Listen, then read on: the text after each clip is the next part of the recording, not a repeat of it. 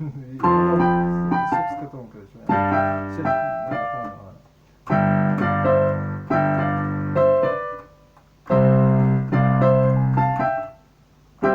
Нет, за собой только надо, ну смотри сам, да. Ну давай, да, за собой только психиатрию, да. Наоборот, только, да, понял.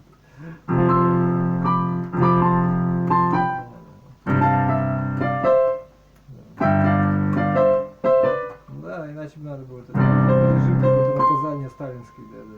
С лагерями что-нибудь такое, да. Враги народа или что-то.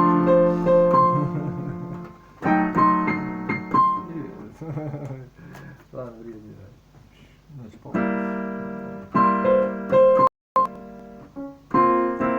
самое смешное, что да, понятно, все это известно давно, да. Ты хочешь сказать, что да, понимаю, да.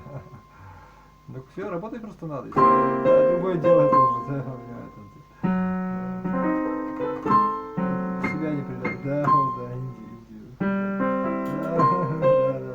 Просто любил, да, вот он знает себя просто, да.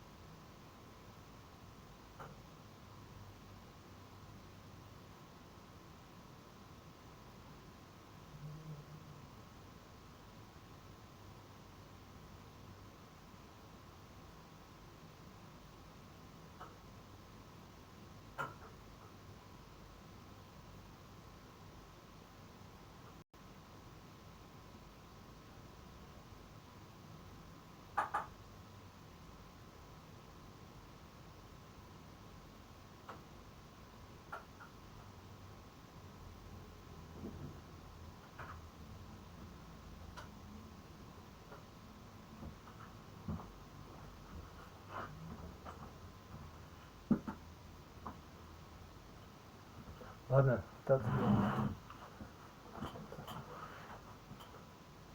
Брение. Смеетесь надо мной, блин.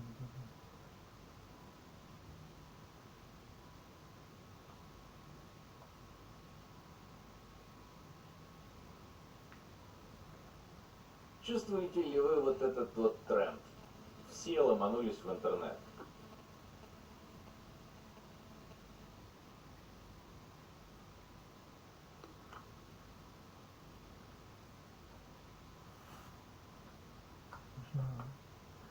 Я что хотел сказать?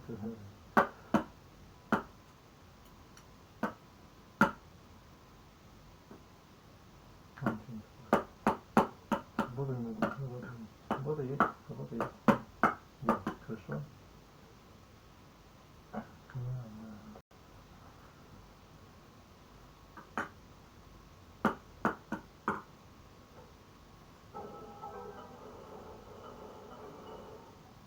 Hey there, how's it going?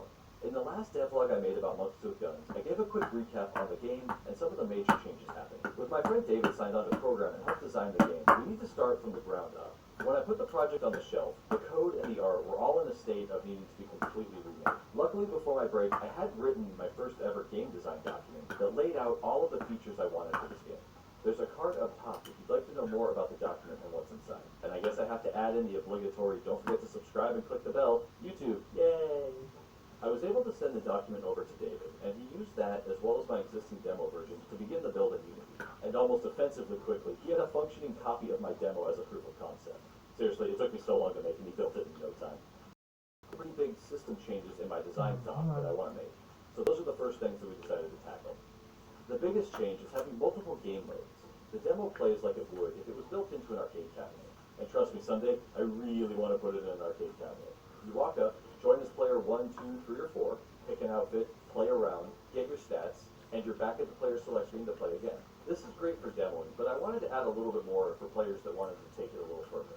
The plan from the design document is to have the arcade mode, which is currently what we see in the demo, as well as adding a tournament mode where the players can play a match that lasts over several rounds. The players earn points from each of those rounds until a winner is declared at the end. For clarity, I refer to a round as starting when the players enter the level and ends when there's only one monkey left. For the arcade mode, you play one round. A match, on the other hand, consists of multiple rounds played to a final outcome. In the design document, I also planned for a science mode that would let players make changes to the in-game set. Things like being able to change the time limit and starting weapons have been asked over and over again since the beginning. Then I figured that the player would want those same options in the tournament mode as well. Pretty quickly, we realized that the only difference between tournament mode and science mode was that in one of them, you set the number of rounds you wanted to play in a match, and the other you didn't. If we just made it so you could set the number of rounds to 1, then there was really no need for science mode at all, because it would be pretty much redundant. So as sad as it is to see it go, goodbye science mode. We still need to figure out a new name for tournament mode. So you may see it referred to by different names in clips moving forward for a little while. Current top contenders are competition or competitive mode, but nothing solid yet. If you like the game types of arcade mode and competitive mode, let me know below. If you have any other suggestions for renaming of tournament mode, let me know. Now this is one of those situations where writing tournament mode on a design document is super easy. How that actually plays out in the moment-to-moment game flow and what it should look like is not. As the game stands now, at the end of the round, you get a stat screen for what just happened. It shows you how much damage you did that round, and then it's over. However, in multi-game matches, there needs to be added information about the overall scores and not just the individual round. So I went head down for a good while to figure out how this user flow design should work. This ended up being a lot of just hunched over keyboard work trying to figure things out. And I want to give a quick shout out to a company called FlexiSpot that makes height adjustable desks. They contacted me around this time and asked if I would like to try one of their motorized standing desks. I've needed a new desk for years, and I've always wanted one that could easily switch between standing and sitting. This is also the first time that I've been contacted about a product like this that I would actually use. So I jumped at the opportunity.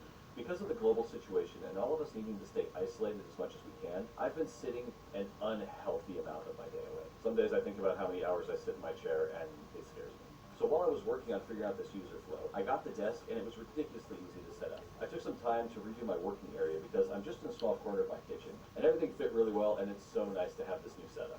I now switch between standing and sitting all of the time, and it's been amazing for my back and legs.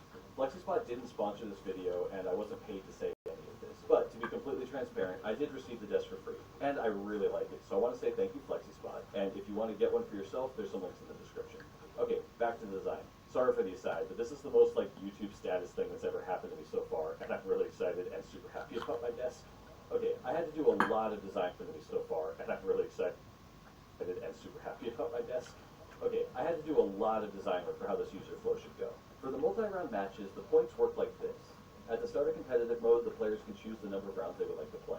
All players select their monkey and play a round as normal, and are presented with the usual stat screen showing how much damage they did during that round. Then, when a player accepts, instead of going into the ready state, they are shown their overall points for the match. Points are based on the player's placement and the number of players in each match. For example, if you're in a 4-player... this every video, but I may or may not have a problem with game jams. I usually approach game jams in one of two ways. I either freeform it, where I go in having no idea what I'm going to make, and I just let the theme guide me. Or I go into it with the type of game in my head that I want to create, and I have to make that fit with whatever the theme is. In this video, we're going to be talking about the latter. I know I'm really late to this party, but Among Us, right? Pretty cool, huh? In all